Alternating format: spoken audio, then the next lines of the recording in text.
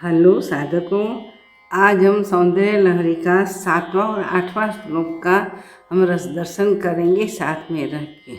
पहले हम गुरुकुल पद्धति से ओम सहनावतु सहनौ भुनक्तु सवीर्यं करवावहै तेजस्विना वधितमस्तु मा विद्विषावहै।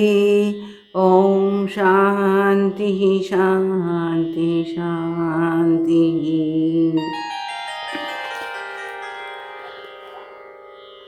चलो बेटा, वर्णकांचीदामा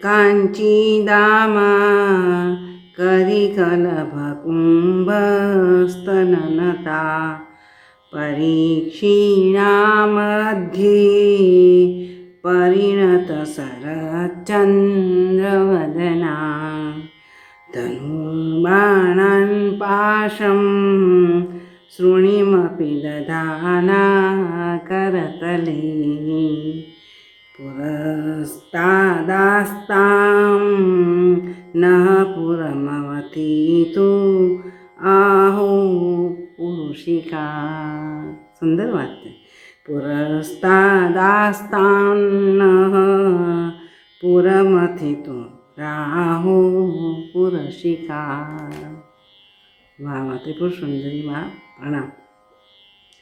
यानी कि जिनका कट्टी प्रदेश में कलकल निनाद करने वाले घुंघरू से युक्त मेखला है, मेखला में वो घुंघरू गुथी हुई है, वो पहनी हुई है माँ।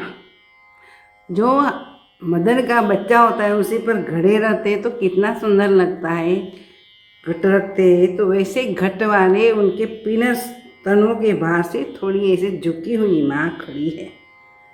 अत्यंत पतली कमर होने वाली कैसी लगती। शरद ऋतु के शरद पूर्णिमा के जो चंद्र है, इतना शीतल कोमल तेजस्वी उसी का मुख है। हाथों में ईख यानी कि गन्ना पकड़ी हुई है, गन्ना का धनुष आकार का ऐसे गन्ना पकड़ा है। और सुनो बेटा, विषय रूपी 5 पुष्प बाण है। कौन सा विषय? रूप रस गंध स्पर्श, शब्द स्पर्श रूप रस गंध, वही विषय रूपी 5 बाण अपने हाथों में रखा हुआ है। राग रूपी पास, उसके पास राग रूपी पास है, राग यानी कि प्रेम, एवं क्रोध रूपी अंकुश धारण किए हुए। माँ खुशी हो जाती है, हम पर वर्षा हमें वर्षा करती है, राग वर्षा करती है तो हमारा जीवन धन्य धन्य हो जाता है। लेकिन अंकुश है, हम पर जब अंकुश रखेगी तो क्रोध रूपी अंकुश है। एक आँखों में क्रोध है, दूसरी आँखों में प्रेम है। तो हम माँ की जो आज्ञा है उसी के विरुद्ध हम चलेंगे तो बिल्कुल हमें दंड मिलने वाला ही है। तो अंकुश आदि धारण करने वाली। और सुनो, जागृत, स्वप्न और सुसुप्ति यानी कि निद्रा, तो ये तीनों शंकराचार्य जी कल्पना करते हैं, तीनों त्रिपुर है, त्रिपुर नाम का दैत्य है। जागृत, स्वप्न और सुसुप्ति, ये 3 दैत्यों को संहार करने वाली परम शिव की अहंकार रूपिणी माता जी तू है। देखो, यह पराशक्ति हमारे ध्यान में सदा विराजमान रहे, हमारे सामने ही रहे निधिध्यासन में, ऐसे आदि शंकराचार्य प्रार्थना करते। अब इस श्लोक का हम रस दर्शन करते हैं। जागृत, सुसुप्ति और स्वप्न तीनों को त्रिपुर यानी कि त्रिपुर दैत्य कहा है। दैत्य का काम क्या होता है? औरों को दुख देना, ठीक है। राक्षसों का काम तो वही है। तो निद्रा में ध्यान भजन नहीं करने देती। जो जागृति बोलते हैं वो जागृति अवेयरनेस इसमें इंग्लिश में कहा जाता है, वही अवेयरनेस की बात नहीं है यहाँ। जागृति यानी कि हमारी जो इंद्रियां प्रवाहित होती है, जगत अभिमुख होती है और हम जगत के सुख प्राप्त करने में जागरूक रहते, उसी को सभानता कहते। बुद्धिपूर्वक हम जो काम करते वो सभानता है, एक्चुअली अवेयरनेस है ही नहीं। भीतर का अवेयरनेस तो अलग चीज़ है, लेकिन हम बोलते हैं कि अवेयरनेस रखो, अवेयरनेस रखो। किसी से रखे? बुद्धि से रखे, वो तो अवेयरनेस अपने आप स्वयं ज्योति स्वरूप है। प्रकाश स्वरूप है वही अवेयरनेस। तो जब ज्ञान होता है, माता जी की कृपा होती है, तब ये अवेयरनेस हमारे भीतर एस्टाब्लिश होता है बेटा, ऐसी बात है। तो जागृति, सुसुप्ति और स्वप्न, दिवा स्वप्न भी होते हैं, और नाइट में, तंद्रा में जो स्वप्न आते हैं, ये सब रिपु है, त्रिपुर नाम के दैत्य है, क्योंकि वो साधन भजन नहीं करने देते, ध्यान नहीं करने देते, वो अड़ता है राक्षस बन के। तो कितनी सुंदर कल्पना है यहाँ। वो रूपक अलंकार है, जागृत नाम का दैत्य, स्वप्न नाम का दैत्य, सुसुप्ति यानी कि ऊँघ नाम का दैत्य, उसी को संहार करने वाली माता जी कैसे संहार करती है? शिवरूपी जो गुस्सा है शिव का, उसी का अहंकार रूपी आप स्वरूपिणी है। तुम देखो तो सही, कोई तो जो नहीं समझे, ना समझे, जिसको साधन भजन में रस नहीं करता, उसी को ये समझ में नहीं आएगा बात। वो तो ऐसे ही कहेंगे कि माता जी को शिव की अहंकार रूपिणी स्वरूपा कहा है, माता जी को ऐसा कहा जाएगा, अच्छा नहीं है। लेकिन सुनो, वेदांत की बात यहाँ रखी हुई है। जब साधक समाधि में यानी कि निर्विकल्प समाधि में चले जाते हैं, तो समझना कि माँ जगदम्बा त्रिपुर सुंदरी शिव की गोद में बैठ जाती है शांति स्वरूप होके। लेकिन जब सर्ग प्रक्रिया होती है, यानी कि सृष्टि की प्रक्रिया शुरू होती है, व्हेन यूनिवर्स स्टार्ट्स, तब वो प्रथम जो संवित है, प्रथम वाइब्रेशन है जो शिव में, यानी कि कल्याण स्वरूप ब्रह्म स्वरूप, शंकर की बात यहाँ है। तो वही शिव स्वरूप में जो सबसे प्रथम वाइब्रेशन होता है वो हम है। जो जिन्होंने धर्ममेध समाधि का अनुभव किया है वो व्युत्थान दशा में वापस आएंगे तो पहला मैं हूँ ऐसा वाइब्रेशन यानी कि प्रथम अनुभव होगा, मैं हूँ। बाद में धीरे धीरे देहाध्यास ये सब आएगा, जीव भाव आएगा, फिर बोलेंगे मैं डॉक्टर हूँ, मैं फला सुरेश हूँ, बहन हूँ, ऐसा ऐसा जो है शरीर का भाव है ना। लेकिन भीतर जो जागृति आएगी वो तो उसी के लिए कोई अंग्रेजी में मेरी दृष्टि से कोई शब्द है नहीं। बहिर्मुख जागृति रहना जगत की ओर, वो तो सब आनता है, उसी थोड़ा हम अवेयरनेस कर सकते नहीं कर सकते। तो नींद, स्वप्न, दिवा स्वप्न, रात्रि का तंद्रा में जो आने वाला शब्द, और जागृति जगत के ओर की, वो त्रिपुर दैत्य है, त्रिपुर नाम का। उसी को माँ त्रिपुर सुंदरी जो शिव की गोद में बैठी और शिव के अहंकार रूपी स्वरूपा है, अहंकार स्वरूपा है। हे माँ, तुम हमारे ध्यान में हमेशा के हमारे सामने ही निधि आसन में विराजमान रहो, आप में हम मिल जाए, इतनी कृपा करो। तो बहुत सुंदर बात, यानी कि आदि भगवान शंकराचार्य ने अलंकार भी कितने सुंदर इस्तेमाल किए हैं। तो सौंदर्य लहरी ऐसे भक्ति गीत है, अगर भक्ति स्तोत्र है, इतना ही नहीं, साहित्य के लिए भी उसी का मूल्य बहुत ऊंचा है। अहंकार स्वरूपिणी वो पराशक्ति, वो प्रैक्टिकल में मैंने बताया कि निर्विकल्प समाधि से साधक नीचे आएगा तो पहले मैं हूँ, तो मैं हूँ यही हम, इसीलिए तो संस्कृत में अहम अवम वयम बना है।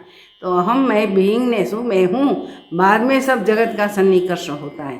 तो वही अहम रूपी अहंकारी का यह शब्द रखा है।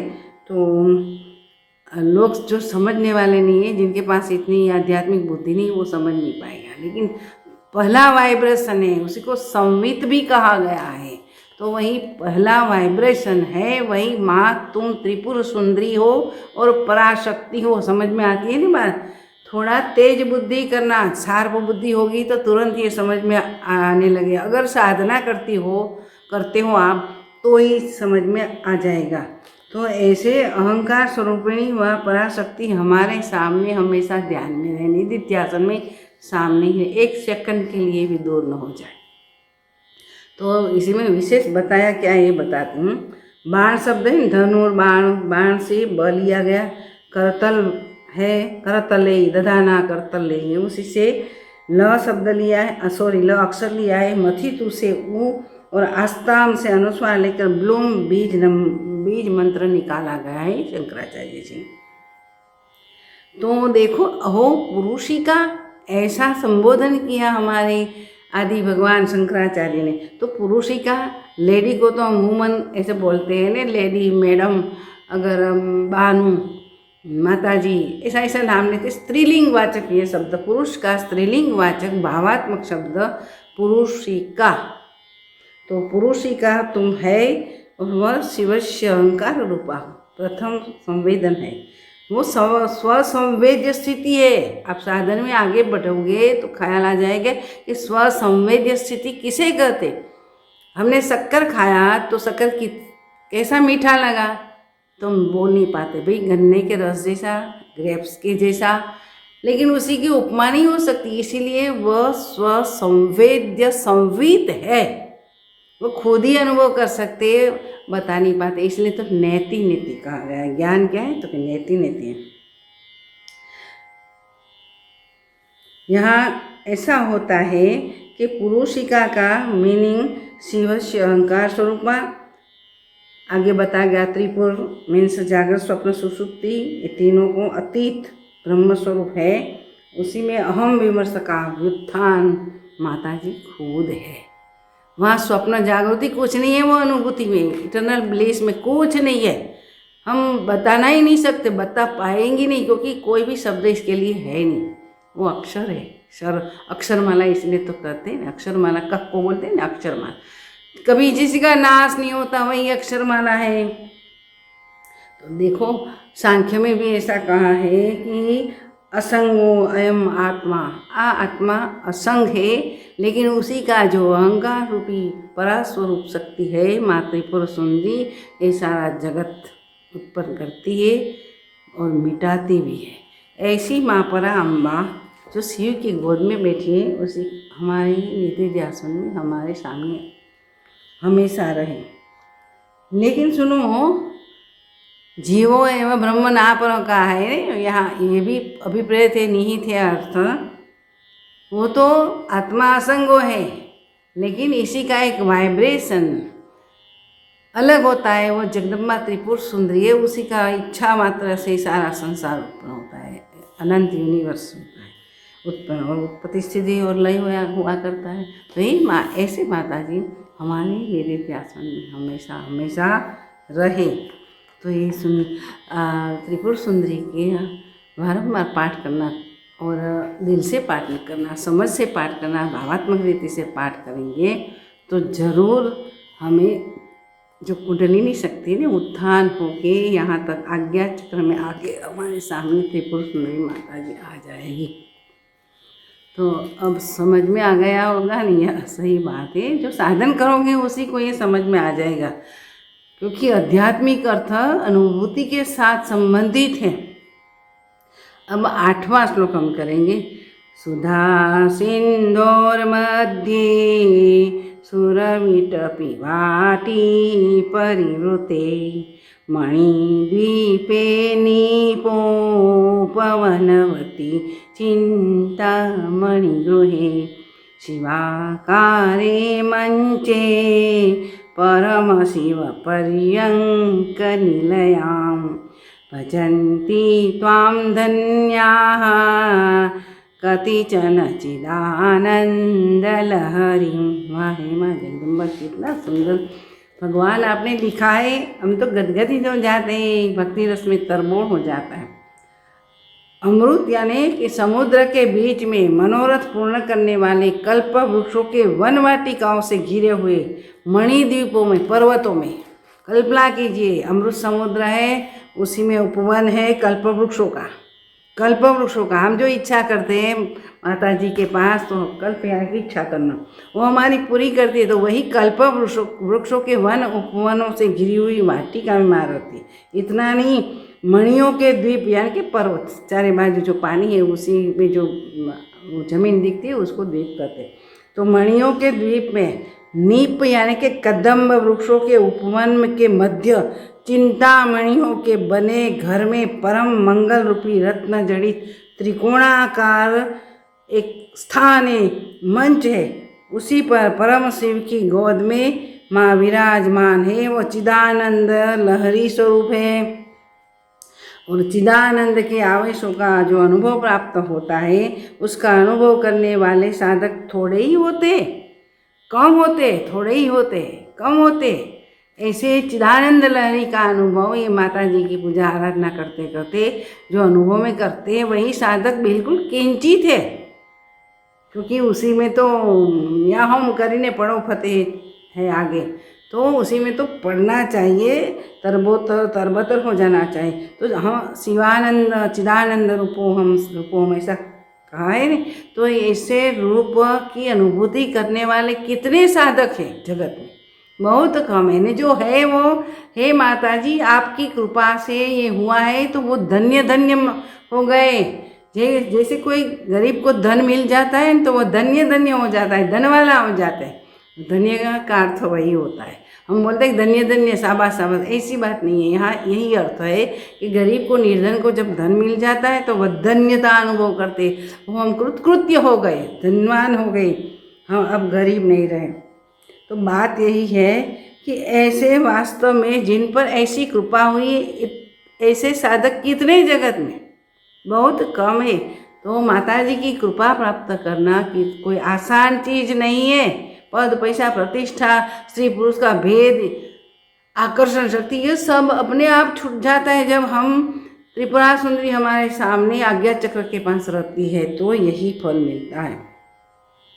सुनो, विशेष इस मंत्र में क्या है, 7 चक्रों का वर्णन किया गया है। भूपुर यानी कि आधार चक्र, लौह दुर्ग यानी कि वृत्त चक्र, स्वाधिष्ठान चक्र, और बाद में मणिपुरी चक्र, फिर अनाहत चक्र यानी कि हृदय चक्र, प्लेटिनम चक्र यानी कि विशुद्ध चक्र, विशुद्धि चक्र, फिर आता है आज्ञा चक्र। आज्ञा चक्र के ऊर्ध्व भाग में चिंतामणि गृह है, वहाँ त्रिकोण योनि आकृति बनती है। वो सहस्रा के बहिर्भाग है, यहाँ ऐसे देखो ने, सहस्रा से लेके ऐसा करके ऐसा करो, पीछे भी ऐसा करोगे तो त्रिकोण बनेगा। तो ये आज्ञा चक्र से पीछे और आगे जो मणिद्वीप है, रत्न जड़ित उपवन है, उसी में वो विराजमान है माता जी।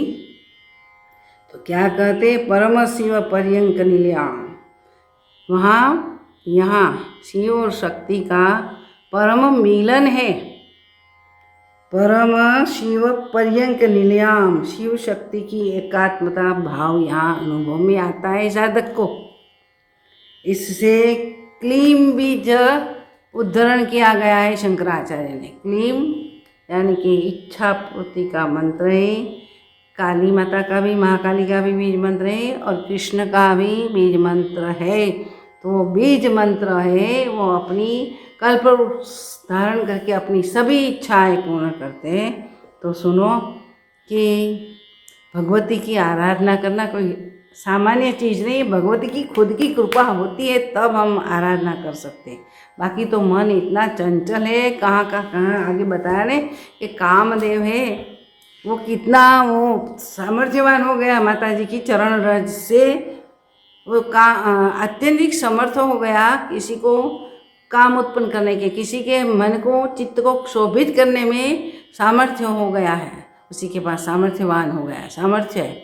तो ये माता जी की कृपा से ही हुई। दुर्गा सप्तशती पढ़ो, उसमें ऐसा लिखा है, क्रोध तुम है, भय तुम हो, प्रेम तुम हो, अनुरक्ति तुम हो। हे माँ, तू क्या क्या नहीं है, तो सब कुछ है, संपूर्ण है।